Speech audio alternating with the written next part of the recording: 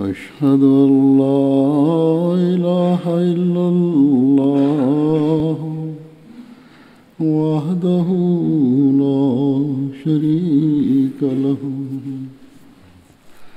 وأشهد أن محمدا عبده ورسوله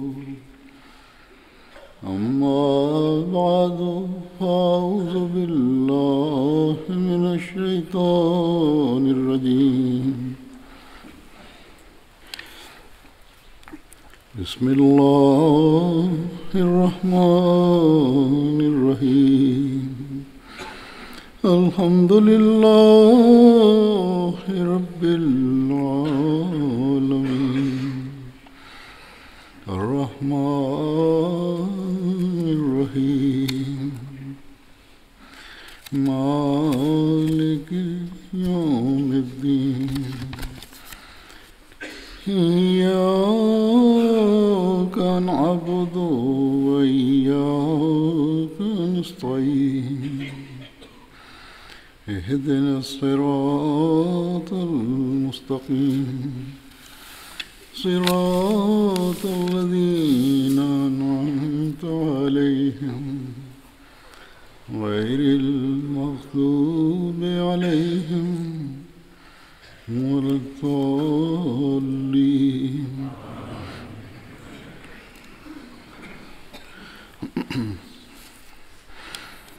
इस्लाम में आला अखलाक अपनाने Hormis l'islam, aucune religion au monde n'a mis autant d'emphase sur la conduite morale, sur une conduite vertueuse en toute situation, à la maison comme au sein de la société, à l'égard des siens comme à l'endroit des non-musulmans. L'islam, d'entre toutes les religions, est la seule religion à souligner les moindres aspects de la moralité et d'offrir à ce propos des préceptes détaillés.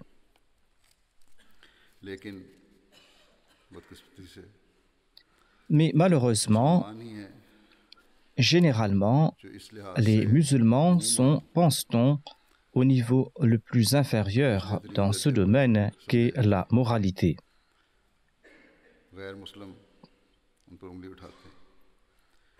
Les musulmans sont pointés du doigt par les non-musulmans, car les actions des musulmans sont contraires à ce qu'ils prêchent. Par ces actions et en maintes occasions, le saint prophète Mohammed a encouragé les membres de sa Ummah à faire montre d'une distinction morale hors pair. En général, les musulmans clament leur amour pour le saint prophète Mohammed sallallahu alayhi wa sallam. Or, dans la pratique, ils n'appliquent presque pas ses conseils et sa sunna. Allah l'exalté a suscité le Messie premier l'Islam, étant donné que les musulmans étaient sur le point de sombrer dans cette décadence. Or, ces musulmans l'ont rejeté et certains de ces musulmans, dans certaines régions et dans certains pays, ont poussé cette hostilité à l'extrême.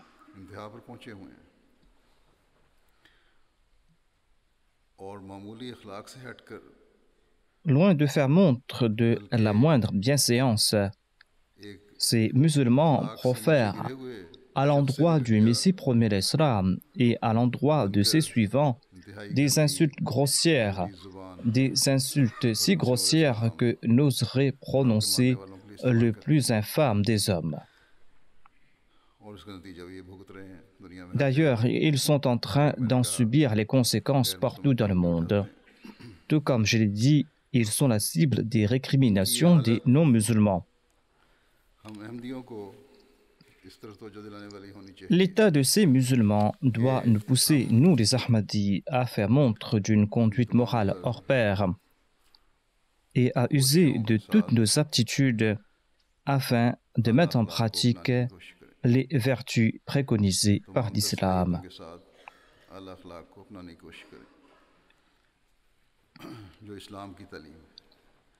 Nous devrons nous conformer aux préceptes de l'islam. Et d'ailleurs, le saint prophète Mohammed sallallahu alayhi wa sallam nous sert de référence à cet égard. Le saint prophète Mohammed sallallahu alayhi wa sallam nous a prodigué des conseils à ce propos. Sans cet effort de notre part, il sera tout à fait inutile de nous proclamer Ahmadi. Les œuvres du saint prophète Mohammed sallallahu alayhi wa sallam étaient quant à elles hors pair.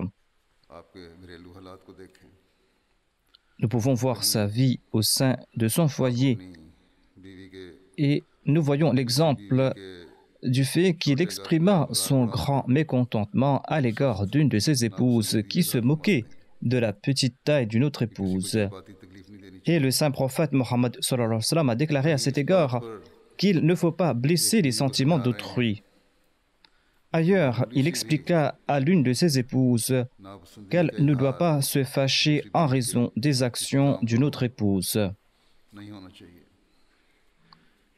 Dans un autre cas, le saint prophète Mohammed sallallahu alayhi wa sallam conseilla des enfants de ne pas abîmer les fruits encore verts en lançant des pierres sur les arbres d'autrui. Le saint prophète Mohammed sallallahu alayhi wa sallam leur a conseillé que s'ils n'arrivaient pas à endurer la faim, ils devaient se contenter des fruits mûrs tombés à terre.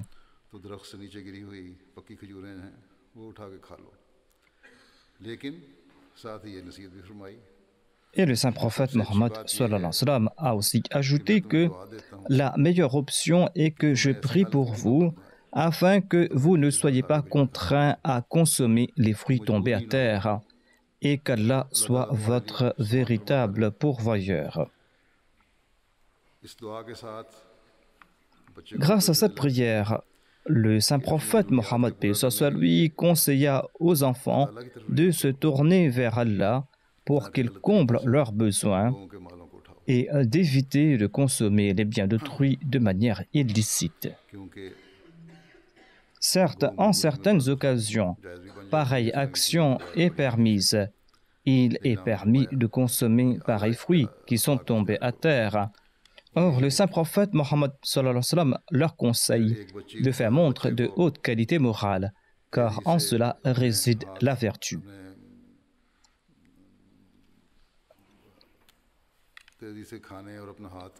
Un autre enfant mangeait rapidement et envoyait sa main à droite et à gauche partout dans l'assiette. Le saint prophète sallallahu alayhi wa sallam lui conseilla de réciter la basmala, de manger avec la main droite et de consommer ce qui est devant lui. C'est ainsi qu'il faudra faire l'éducation des enfants afin qu'ils puissent faire naître en eux ces nobles qualités quand ils grandiront. Le mensonge est un péché et la vérité est une vertu et un acte moral qu'il faudra insuffler dans les enfants dès leur tendre âge. Le saint prophète sallallahu alayhi wa sallam l'a insufflé dans le cœur d'un de ses compagnons. Ce compagnon relate que le saint prophète Mohammed paix soit lui visitait sa maison alors qu'il était tout enfant. Il dit, après quelque temps, en présence de la personne du saint prophète Mohammed paix soit lui, j'ai voulu sortir pour aller jouer. Afin que je profite de cette atmosphère bénite, ma mère m'a appelé en disant qu'elle voulait m'offrir quelque chose. Le saint prophète Mohammed sallallahu alayhi wa sallam demanda à ma mère, « As-tu l'intention de lui donner quelque chose ?» Ma mère répondit, « Oui, je veux lui offrir une date. » Le saint prophète Mohammed sallallahu alayhi wa sallam ajouta, « Si tu n'avais pas cette intention, et si tu avais utilisé ce prétexte pour l'attirer vers toi, tu auras été coupable de mensonge. » Ainsi, cet enfant comprit tout jeune l'importance de la vérité et ressentit une haine pour le mensonge, et il s'en est souvenu arrivé à l'âge adulte. अहमियत थी मेरे दिल में। Il a compris donc l'importance de la vérité. एक शख्स को फरमाया Le saint prophète Mohammed sallallahu alayhi wa sallam conseilla un individu à abandonner au moins le mensonge s'il n'arrivait pas à se débarrasser de tous ses vices. अब हम देखते हैं कि क्या आजकल के मुसलमानों के मयार ये हैं। Les musulmans d'aujourd'hui ont-ils atteint cette norme? Arrivent-ils à éviter le mensonge सच्चाई को कायम et le moindre des mensonges et arrivent-ils à se cramponner à la vérité? Nous devons nous aussi nous analyser et nous demander si nous avons atteint nous aussi cette norme. Dans un autre récit, le saint prophète Mohammed sallallahu alayhi wa sallam a décrit les plus grands péchés. Il a dit que les plus grands péchés sont le polythéisme, c'est-à-dire d'associer les partenaires à Allah, et la désobéissance des parents. Le rapporteur de ce hadith rapporte que le saint prophète Mohammed paix soit sur lui était assis adossé contre un mur. Il se redressa et déclara: écoutez attentivement le mensonge et le faux témoignage. Et il répéta cette phrase à maintes reprises, le mensonge et le faux témoignage. Il n'a cessé de répéter cela tant et si bien que nous souhaitions qu'il ne cesse de le faire.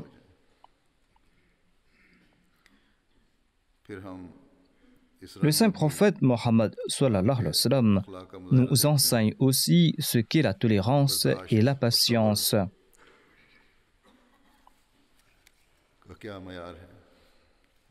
Le saint prophète Mohammed paix soit sur lui était tolérant et il nous a enseigné ce qu'est la tolérance. Une fois, un bédouin urina dans la mosquée. Les fidèles coururent vers lui pour l'arrêter. Le saint prophète sallallahu alayhi wa sallam les en empêcha et demanda qu'on nettoie l'endroit avec de l'eau. Il déclara ensuite: vous avez été suscités afin de créer de la facilité pour autrui, non pas pour leur rendre la vie difficile. Ce bédouin évoquait tout le temps cet acte de bienfaisance du saint prophète Mohammed sallallahu alayhi wa sallam à son égard. Or, aujourd'hui, on dirait que les États musulmans, les ulémas et les différents groupes islamiques sont les premiers à rendre la vie d'autrui difficile. Ils n'offrent aucune facilité ni dans des cas mineurs ni dans des cas majeurs. Le saint prophète Mohammed sallallahu alayhi wa sallam déclara que si vous souhaitez savoir si vos actions sont louables ou condamnables, eh bien, demandez l'opinion de votre voisin à ce propos. Demandez à votre voisin comment sont vos actions. Aux responsables, le saint prophète Mohammed sallallahu alayhi wa sallam a conseillé: l'on découvrira vos nobles qualités quand vous allez vous considérer comme les serviteurs de la nation et quand vous allez user de toutes vos aptitudes afin de servir la nation. Nos leaders et nos responsables ont-ils atteint cette norme? Les responsables de la Jamaat doivent être vigilants à cet égard. Quelle était la conduite du saint prophète Mohammed sallallahu alayhi wa sallam lorsqu'il conquit l'Arabie tout entière et lorsqu'il régna en maître en Arabie?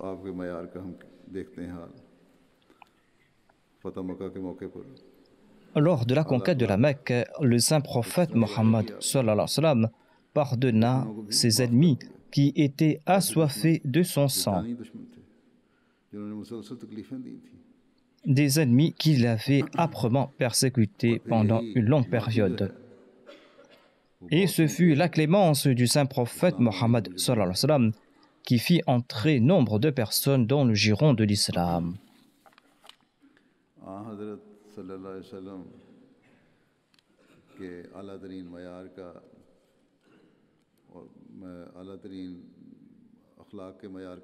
En évoquant les excellences morales du saint prophète Mohammed sallallahu alayhi wa sallam, le Messie premier de salam déclare: Allah le Très-Haut s'adresse au saint prophète Mohammed sallallahu alayhi wa sallam en ces termes: Innaka la'ala khuluqin azim.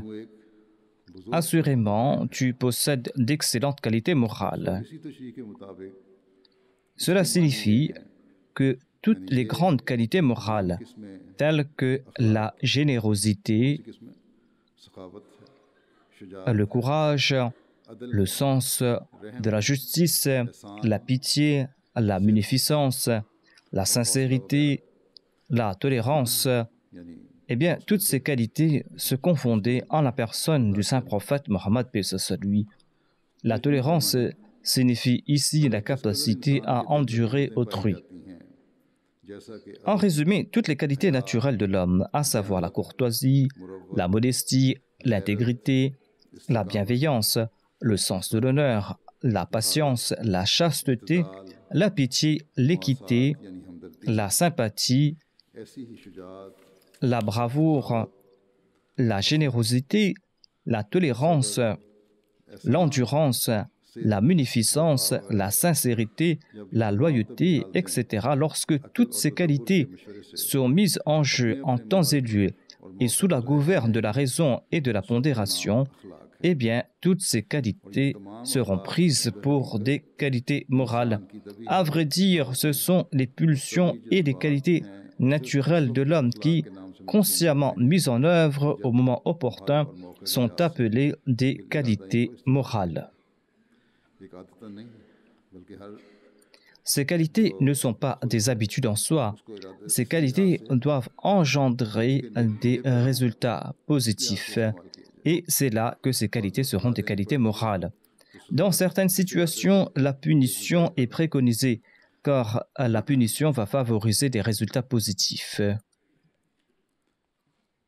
आप सल्लल्लाहु अलैहि वसल्लम ने हज़रत मसीह मौद अलैहिस्सलाम Le Messie promis à l'Islam déclare अखलाक दिखाने की deux conditions permettent de découvrir les hautes qualités morales d'une personne. अखलाक का पता दो हालतों में लगता है, इब्तिलाओं में भी और तंग L'on connaît les qualités morales d'une personne lors des épreuves et de la privation, हालत में और इनाम et on connaît aussi ses qualités morales lorsque cette personne est victorieuse et vit dans l'aisance. सब्र और अल्लाह Celui qui fait montre de patience lorsque frappent les malheurs et la privation, eh bien celui-là possède de hautes qualités morales. और इनाम और हुकूमत में जो आजिज़ी Et celui qui fait montre d'humilité et de justice quand il triomphe et quand il domine, eh bien celui-là possède lui aussi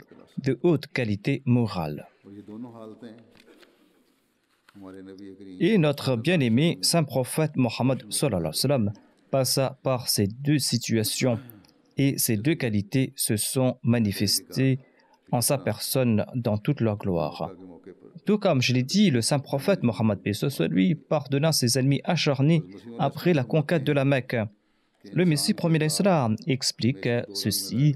Les qualités morales d'une personne sont mises en exergue face aux épreuves ou au moment de son triomphe. और दूसरा ना Si une seule de ces deux conditions prévaut, il serait impossible de juger la conduite morale de l'intéressé. Dieu a divisé la vie du saint prophète Mohammed paix sur lui en deux parties, une à la Mecque et l'autre à Médine, étant donné qu'il devait parfaire ses qualités morales. À la Mecque, le saint prophète paix sur lui fit preuve d'une grande patience face aux grandes persécutions de ses ennemis. En dépit de la brutalité à son égard, il a fait preuve de bienveillance et de clémence à leur égard, et il n'a pas négligé sa mission qui était de transmettre le message qu'il avait reçu de la part de Dieu. दुश्मन गिरफ्तार होकर पेश हुए À Médine, quand il était au fait de la puissance, le saint prophète paix soit lui pardonna la majorité de ses mêmes ennemis qui lui ont été présentés comme prisonniers. En dépit du fait qu'il pouvait se venger, le saint prophète Mohammed paix soit lui ne s'est pas vengé.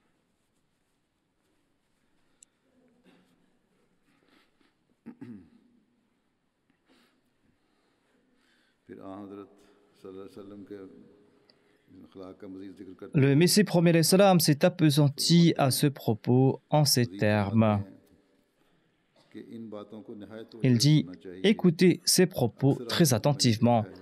J'ai étudié de près et en profondeur la majorité des gens. सखावत तो करते हैं D'aucuns sont certes généreux, mais ils sont aussi colériques et irascibles.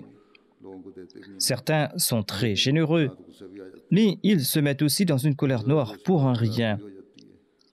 Et ces gens-là font étalage des faveurs accordées à autrui lorsqu'ils sont mécontents. Le Messie promet le salam continue, d'aucuns sont aimables, mais ils sont aussi avares. D'aucuns, au fait de leur colère, sont prêts à tabasser autrui à coups de gourdin. Or, ils ne font preuve d'aucune humilité. D'aucuns possèdent une grande modestie et d'une grande humilité, mais ces gens-là sont dénués de courage. Ces gens-là font preuve de lâcheté face à la moindre adversité. Le Messie promet l'Islam ajoute, certes, tout le monde ne peut posséder toutes les vertus. Cependant, cela ne veut pas dire qu'on est privé de toutes ces qualités. Ensuite, le Messie promet l'Islam a cité l'exemple du saint prophète Mohammed lui. L'exemple parfait à cet égard, déclare-t-il, n'est personne d'autre que notre bien-aimé prophète Mohammed sallallahu alayhi wa sallam. Étant donné qu'il réunissait en lui toutes ces qualités, Allah déclare dans le Saint-Coran son propos wa innaka la'ala khuluqin azim. Le saint prophète Mohammed sallallahu alayhi wa sallam a fait montre de ses excellences et de sa patience face à l'adversité. C'étaient des qualités qui ont laissé le monde bouche bée. Et lorsque le saint prophète Mohammed sallallahu alayhi wa sallam régna en maître sur l'Arabie tout entière, il pardonna tous ses persécuteurs.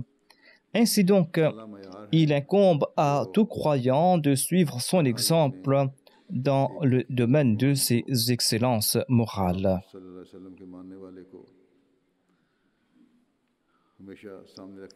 Il incombe à tout disciple du saint prophète Mohammed lui de suivre son exemple dans le domaine de la moralité.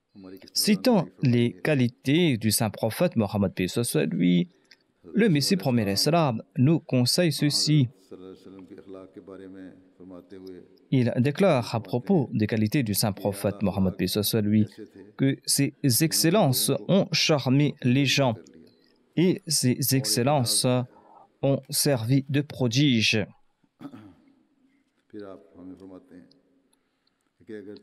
Ensuite, il nous conseille, si vous suivez la sunna du saint prophète Mohammed lui, et si vous polissez votre conduite et que vous utilisez chaque excellence à bon escient, vous pourrez vous aussi montrer des miracles. Le Messie promet l'Islam ajoute, confronté à un miracle, d'aucuns présentent telle ou telle explication afin de le rejeter. Or, les excellences morales sont un miracle que personne ne peut pointer du doigt. Le miracle le plus puissant conféré au saint prophète Mohammed était celui de ses excellences morales, tout comme l'affirme le Saint-Coran, Innaka la'ala khuluqin azim. C'est-à-dire, tu possèdes assurément des excellences hors pair.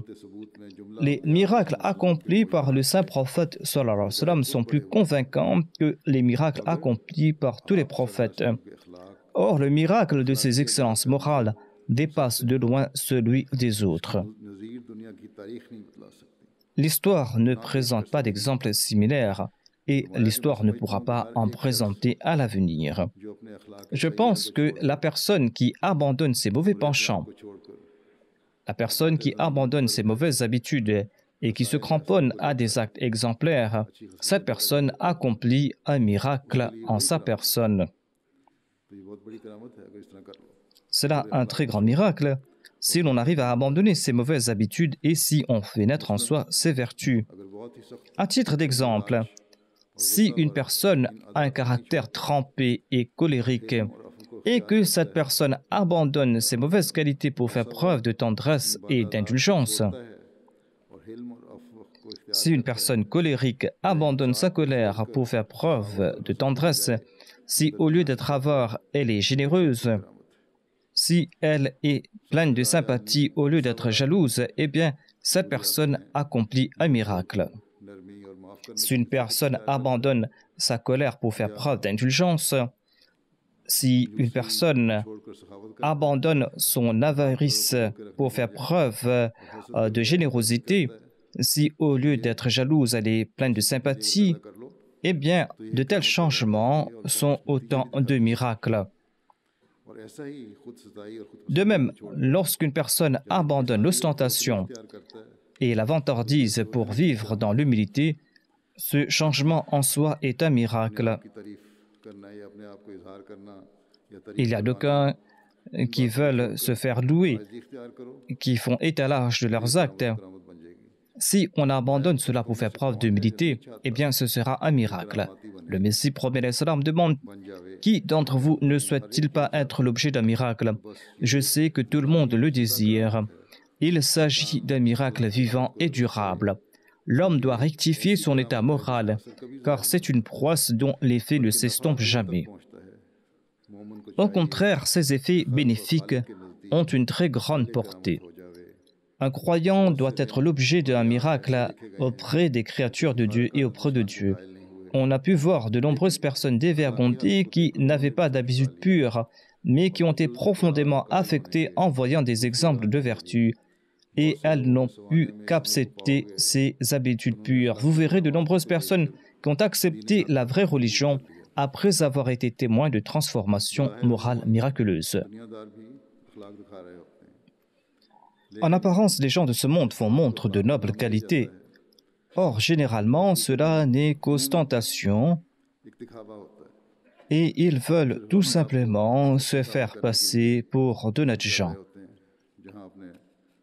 Là où leurs intérêts personnels ne sont pas en jeu, ils tentent de se faire passer pour des gens bien, tandis qu'ils nourrissent autre chose dans leur cœur, parfois devant un supérieur ou devant une personne éminente ou riche. Eh bien, ces gens font preuve d'une grande courtoisie, tandis que c'est de l'hypocrisie, c'est de la lâcheté, c'est de la faiblesse ou de la peur de leur part.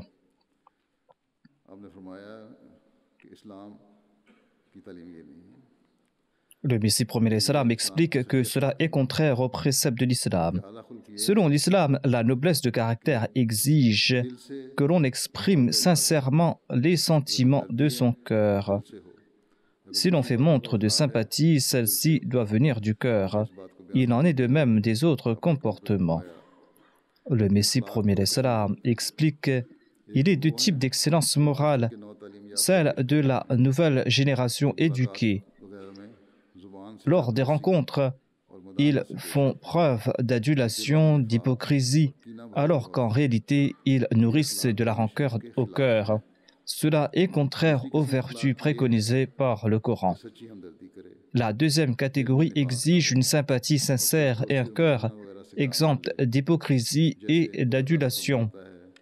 Tout comme Allah l'affirme dans le Saint-Coran, « Inna Allaha ya'muru bil adli wal ihsani wa ita'i dhil qurba » Ceci est la voie préconisée. Il faut faire preuve d'équité et dire la vérité. En certains cas, il faudra aussi accorder des faveurs. Il faudra aussi surpasser ce stade et traiter autrui tout comme une mère traitera son enfant ou tout comme l'on traitera son proche parent. Le Messie promet l'Islam déclare « Cette voie parfaite et cette direction ont été consignées dans la parole d'Allah. Celui qui s'en détournera ne trouvera pas la direction ailleurs. » Pour qu'il ait de l'effet, l'enseignement pur exige un cœur pur. Un examen minutieux révèle que ceux qui en sont éloignés se vautrent dans la souillure. Ainsi, cette norme exige la pureté du cœur, la quête du plaisir divin et le respect des commandements d'Allah.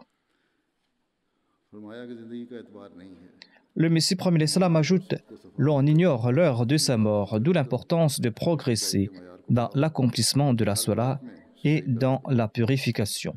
Rehaussez le niveau de vos actes d'adoration et de votre véridicité, nous conseille le Messie promet l'Islam. D'aucuns ignorent ce qu'est que la vertu, d'autres croient qu'accomplir en apparence la Salat et d'autres actes d'adoration ou faire montre de valeurs éthiques élémentaires sont autant de vertus. Or, ces gens-là se soucient guère des grandes vertus et des actes moraux essentiels. Le Messie premier l'Islam explique de manière sublime ce sujet en ces termes. La moralité est la clé des œuvres méritoires. Ceux qui ne se réforment pas moralement se vident peu à peu de toute vertu. Ces gens-là ne possèdent aucune vertu. Le Messie premier l'Islam ajoute, selon moi, toute chose en ce monde est d'utilité. Le poison et l'impureté sont d'utilité, même la strychnine est d'utilité et a des effets sur les membres du corps. Or, si l'homme n'adopte pas de nobles qualités, eh bien, il n'est d'aucun avantage à autrui. L'on sera d'une utilité quelconque lorsqu'on possédera de hautes qualités morales. Le Messie premier l'Islam ajoute que, en certains cas, l'homme infâme devient pire qu'un animal, car la peau et les os de l'animal sont d'utilité. Or, la peau de l'infamant ne sert à rien. Ayant atteint ce stade, l'homme est plus égaré et plus vil qu'un animal.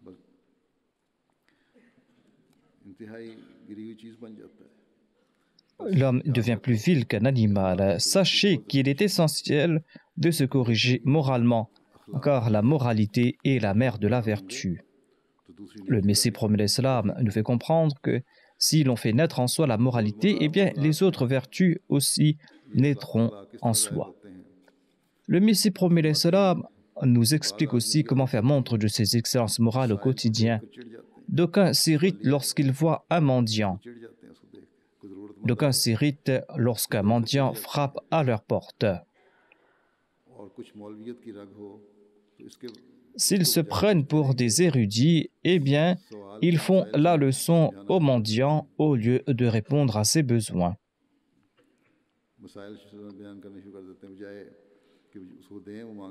Ils lui donnent de savantes explications et lui expliquent la différence entre le bien et le mal au lieu de répondre à ses besoins.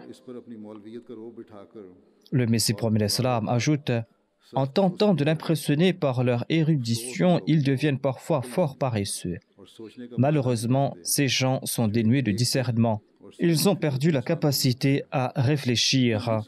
Autant d'aptitudes octroyées aux vertus et à celui doué de nature pieuse.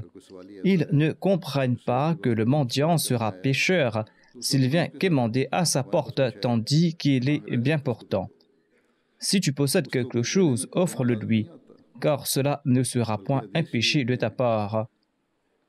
Il est dit dans un hadith qu'il faudra offrir quelque chose au mendiant, même s'il vient sur une monture.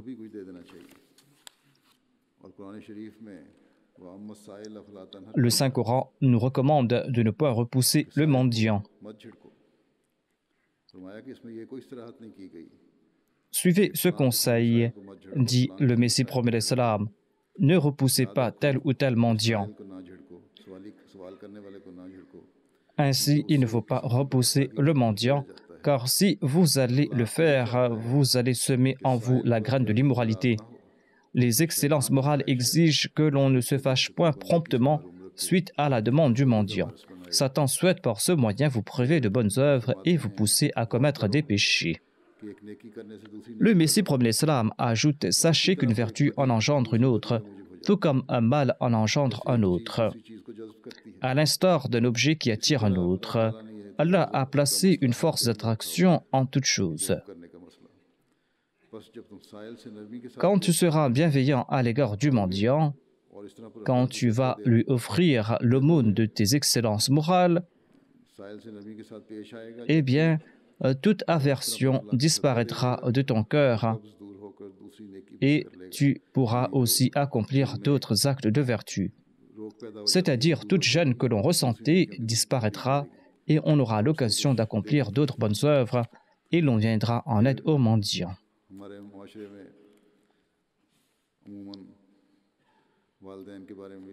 Comment respecter ses parents qui ne sont pas Ahmadis ou si ses parents sont hostiles en raison de l'Ahmadiyya? Le Messie premier l'Islam avait conseillé Cheikh Abdurrahman Qadiani à ce propos et il lui avait demandé à propos de son père. Priez pour lui et tentez de plaire à vos parents. Tentez de les convaincre de la véracité de l'islam en faisant montre plus qu'auparavant de votre noblesse de caractère et d'un exemple de pureté. Cheikh Abdurrahman n'était pas musulman, c'est pourquoi le Messie premier l'islam lui a conseillé d'être un bon exemple afin de convaincre ses parents de la véracité de l'islam. Le miracle des excellences morales n'a pas son pareil. L'islam véritable exige que l'on atteigne les normes les plus élevées de la moralité et que l'on soit une personne distinguée. Peut-être que Dieu les guidera vers l'islam par votre truchement, a dit le Messie premier l'islam. L'islam n'interdit pas que l'on serve ses parents dans le domaine du monde tant que cela n'affecte pas sa condition spirituelle. Il faudra faire preuve d'une obéissance parfaite à l'égard de ses parents et les aider de tout son cœur. Le Messie premier l'islam a déclaré que les excellences morales sont ce qui distingue l'homme des animaux.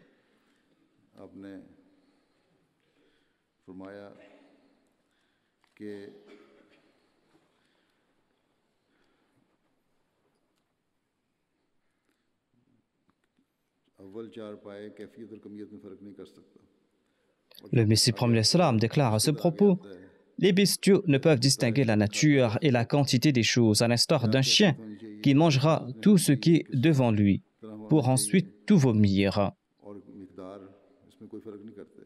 Un animal ne pourra pas distinguer la quantité des choses ou la nature de l'objet qui est devant lui. À l'instar du chien qui mangera tout ce qui est devant lui pour ensuite tout vomir. Il en est de même dans le cas de certains individus. Leur avidité ne connaît pas de bornes et ils tentent de tout engloutir par des moyens licites et illicites, qu'il s'agisse de la nourriture ou du bien d'autrui. Les animaux ignorent la différence entre ce qui est permis et ce qui est illicite. Ils ignorent la condition dans laquelle il s'est de vivre, ce qu'est la spiritualité et le recours aux moyens licites dans l'acquisition des biens d'ici-bas. Ils ignorent qu'il ne faut pas se contenter de remplir ses poches et ses coffres. Les animaux donc ne distinguent pas le licite de l'illicite. Le Messie premier l'islam déclare que le bœuf qui broute librement ignore où se termine le champ de son maître et où débute le champ de son voisin, s'il n'y a pas de bordure entre les deux. Ainsi dit le Messie premier l'islam, toute chose mangeable n'est pas permise en toutes circonstances.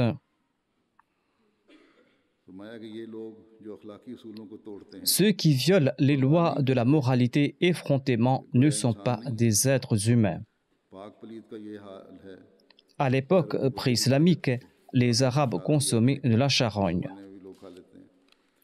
D'aucuns n'hésitent pas à spolier les biens de l'orphelin, à l'instar d'une vache qui mangera sans hésiter l'herbe de l'orphelin que l'on placera devant lui.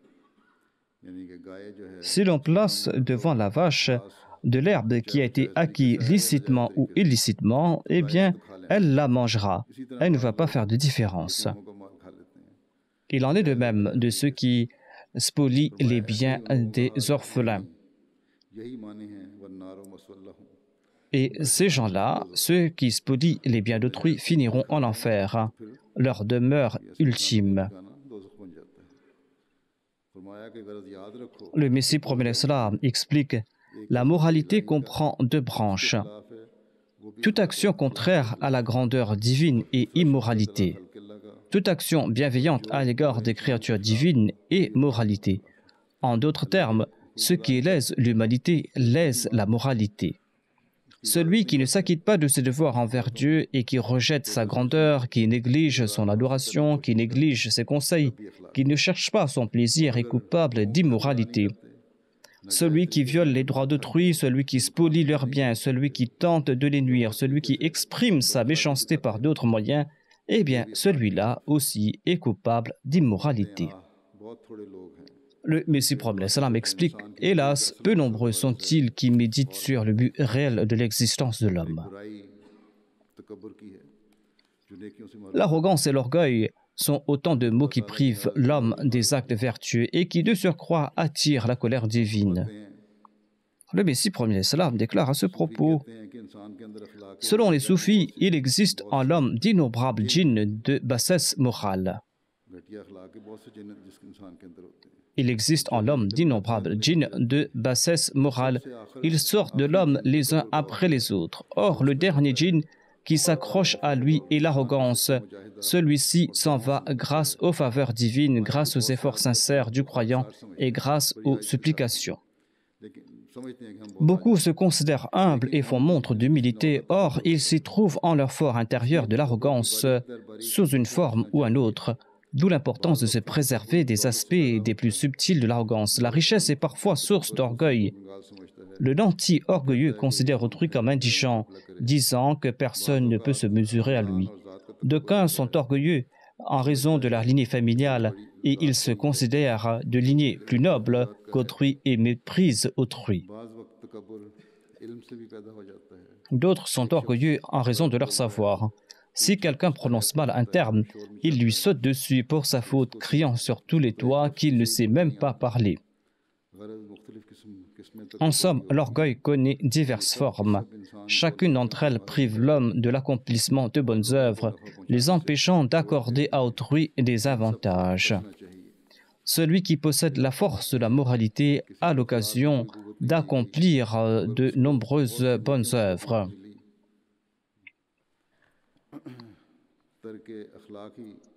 Abandonner la moralité est en soi un mal et un péché, dit le Messie prophète salam.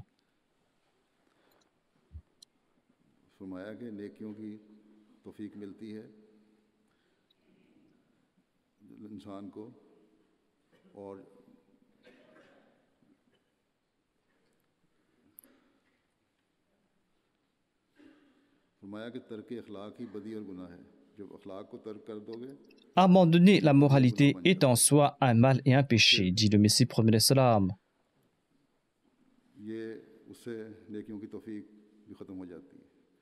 Et ainsi, on n'arrive pas à accomplir de bonnes œuvres. Celui coupable d'adultère ignore la peine du mari de la femme avec qui il commet cet acte. S'il possédait la moralité, il n'aurait pas commis cet acte immonde. Si cet homme infâme connaissait les conséquences dangereuses que subira l'humanité suite à cet acte vil de sa part, il s'en serait éloigné.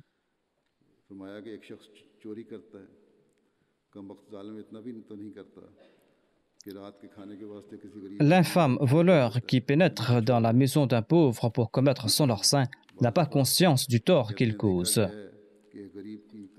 Parfois, il vole ce que le pauvre a économisé lors de longues années de dur labeur. Pourquoi aurait-il commis ces vols s'il était conscient de ces faits et s'il n'était pas aveugle moralement?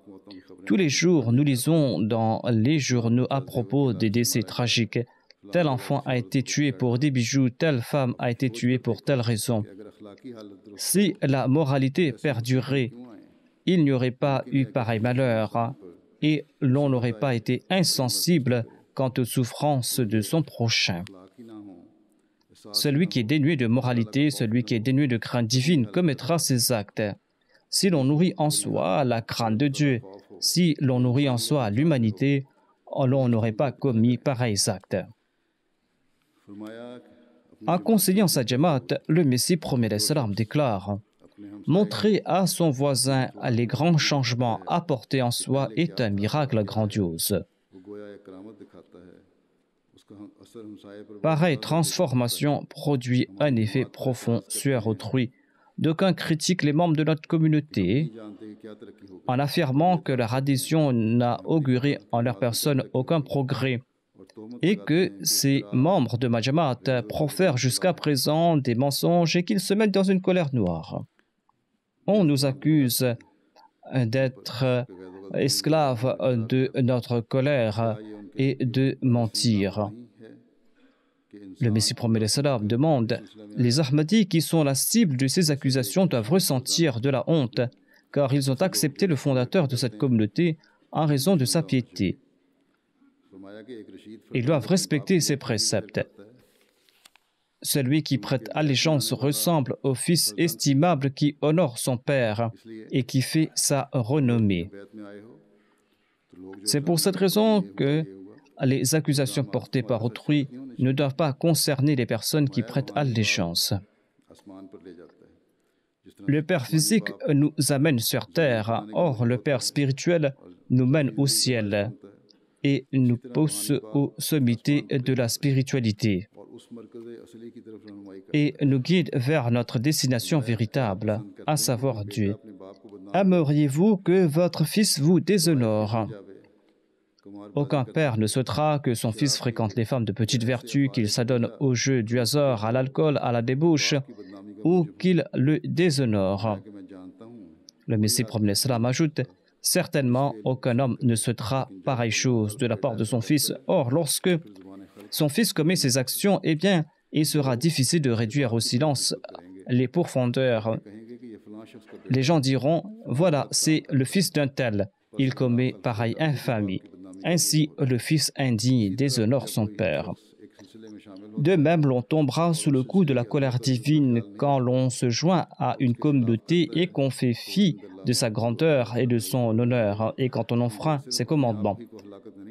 Cette personne ne cause pas sa propre destruction, elle devient un mauvais exemple pour autrui, le privant de la voie de la direction. Si les gens sont témoins de mauvaise conduite, cela aura pour effet de les éloigner de la communauté. Ils ne s'en rapprocheront pas et ils seront en conséquence privés des bénédictions liées à l'adhésion à cette communauté. Le Messie promet l'Islam déclare: implorez Dieu autant que vous le pouvez et à l'aide de toutes vos forces et usez de votre courage pour vous débarrasser de vos faiblesses. Au comble du dénuement, implorez Dieu sincèrement et avec conviction, car la main qui se fait humble et qui s'avance vers Dieu avec sincérité et emplie de certitude, eh bien cette main ne retourne pas vide, dit le Messie promet l'Islam. J'annonce avec expérience que des milliers de mes prières ont été exaucées. C'est un fait avéré que celui qui ne ressent aucune sympathie à l'égard de son prochain est avare.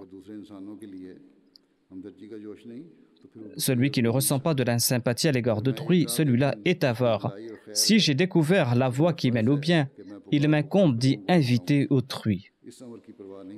Ne vous souciez guère si les autres respectent ces préceptes ou pas.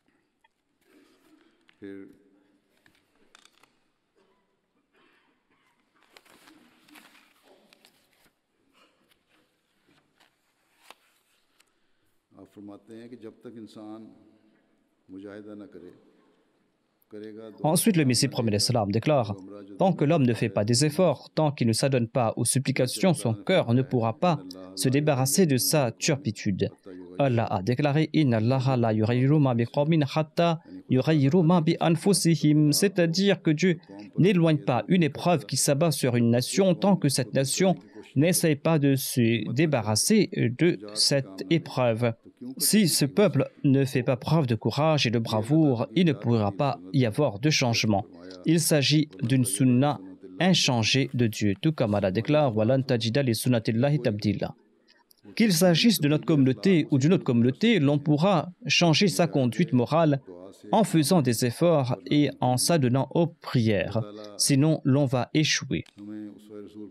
Qu'Allah nous permette d'améliorer notre conduite morale en tout point, à chaque instant, en tout endroit et en toutes circonstances, en suivant l'exemple établi par le saint prophète Mohammed sallallahu alayhi wa sallam. L'élévation de notre conduite morale doit être entreprise dans le but de gagner la satisfaction d'Allah, l'exalté, et non par ostentation. Nous devrons tenter de faire naître en nous une sympathie sincère à l'égard de notre prochain et de rehausser le niveau de notre taqwa. Nous avons accepté l'imam de l'époque et à cet égard, nous devrons être très vigilants. Il ne faut pas qu'une action de notre part puisse être la cause du déshonneur de l'islam, du saint prophète Mohammed lui et du Messie premier l'islam. Nous devrons répandre le bel enseignement de l'islam et nous devrons impressionner le monde grâce à ces préceptes de l'islam. Et nous devrons constamment élever notre conduite morale en nous prosternant davantage devant Dieu l'exalté et en le suppliant et en implorant son soutien afin que nous puissions atteindre cet objectif.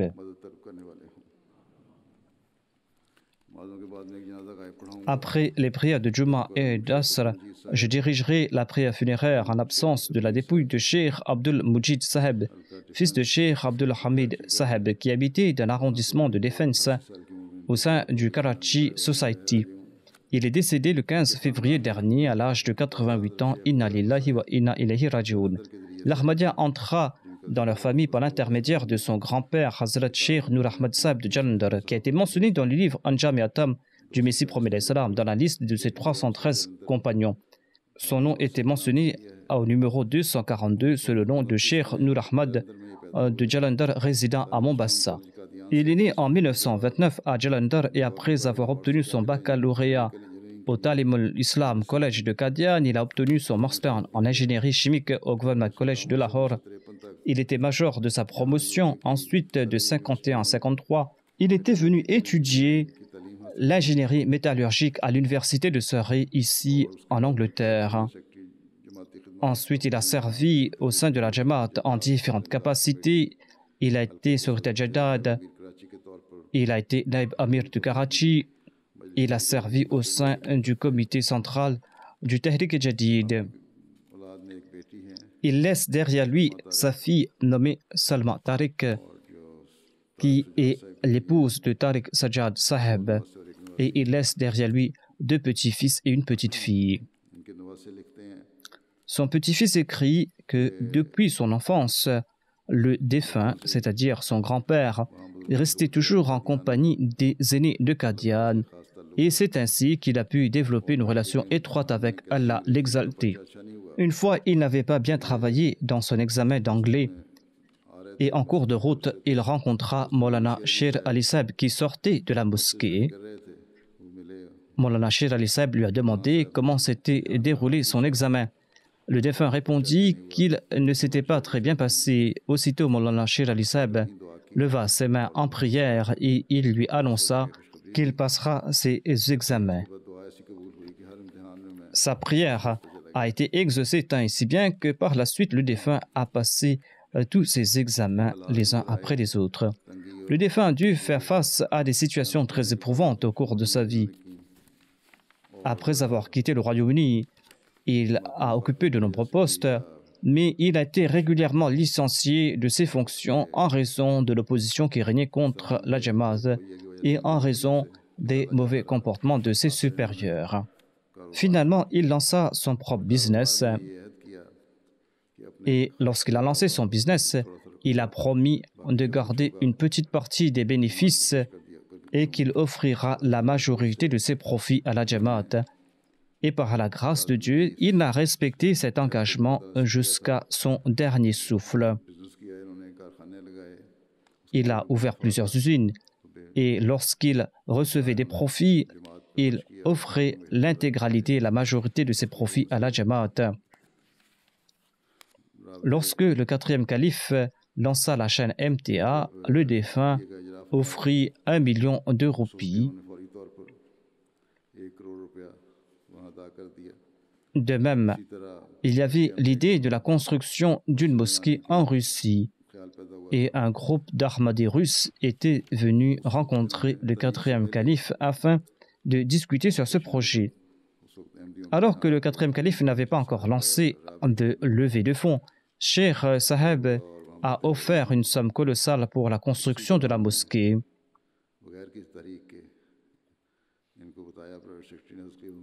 Le secrétaire privé a informé le 4e calife à ce propos et le 4e calife exprima son grand contentement.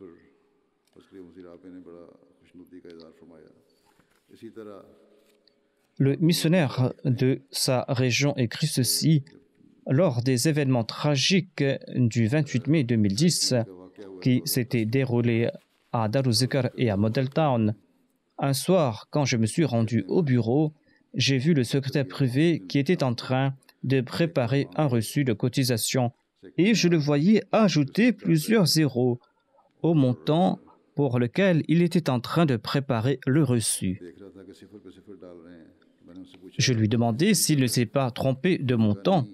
Sur ce, le secrétaire m'a dit « Non, Cheikh Saab venait d'offrir 1 million de roupies dans le fonds Bilal Fund pour les martyrs. » De même, il a offert des sommes importantes pour la publication du Saint-Coran et il a cotisé dans de nombreux fonds à Karachi pour les projets de la Jamaat. Lui-même, il a mené une vie très modeste par son mode de vie, par sa manière d'être. On n'aurait pas dit que c'était une personne qui était très riche et qui possédait 2 usines. Il gardait très peu pour lui, pour ses dépenses personnelles, les dépenses de son foyer, et il offrait la majorité de ses sommes à la Jamaat. Et il fit le testament d'offrir à la Jamaat ses propriétés, ses biens. Qu'Allah lui accorde d'immenses récompenses, qu'Allah exalte son rang, et qu'Allah accorde la patience à ses petits-fils et à sa petite-fille, à sa fille, et qu'il fasse que ces derniers puissent suivre son exemple. Après la prière de Juma, je vais diriger sa prière funéraire en absence de sa dépouille.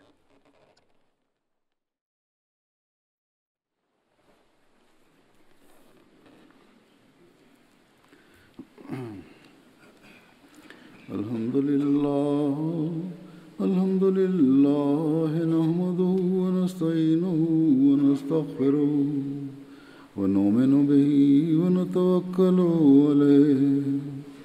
ونعوذ بالله من شرور أنفسنا ومن سيئات أعمالنا من يهده الله فلا مضل له ومن يضلل فلا هادي له ونشهد أن لا إله إلا الله ونشهد أن محمدًا عبده ورسوله عباد الله رحمكم الله إن الله يأمر بالعدل والإحسان وإيتاء ذي القربى وينهى عن الفحشاء والمنكر والبغي يعظكم لعلكم تذكرون اذكروا الله يذكركم وادعوه يستجب لكم ولذكر الله أكبر